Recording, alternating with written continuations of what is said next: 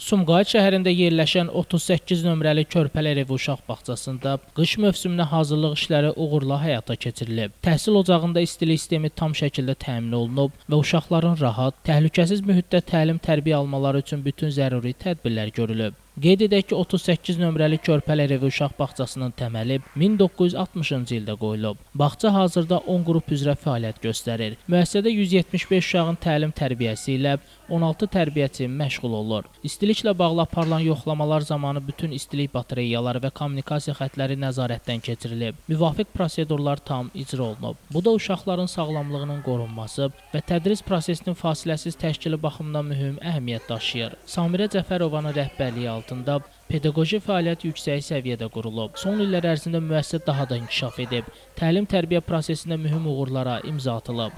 Müasir yanaşmaların tətbiqi, valideynlərlə sıx əməkdaşlıq və kollektivin peşəkarlığı bağçanın nüfuzunu daha da artırır. Bağçada uşaqların vətənpərvərlik ruhunda, milli mənəvi dəyərlər əsasında böyüməsinə xüsusi önəm verilir. Müntəzəm olaraq müxtəlif tədbirlər, bayram proqramları və maarifləndirici məşğələlər keçirilir. Körpələrin həm fiziki, həm də mənəvi inkişafı üçün kollektiv bütün imkanlardan səmərəli istifadə edir. Qeyd edək ki, 38 nömrəli Körpələr evi uşaq bağçasında təhlükəsizlik, gigiyena və tədris standartlarına daim nəzarət olunur və bu istiqamətdə işlər davamlı şəkildə həyata keçirilir. Şəmstan Fikrətli, Elbrus İsmailov, Bu gün informasiya proqramı üçün.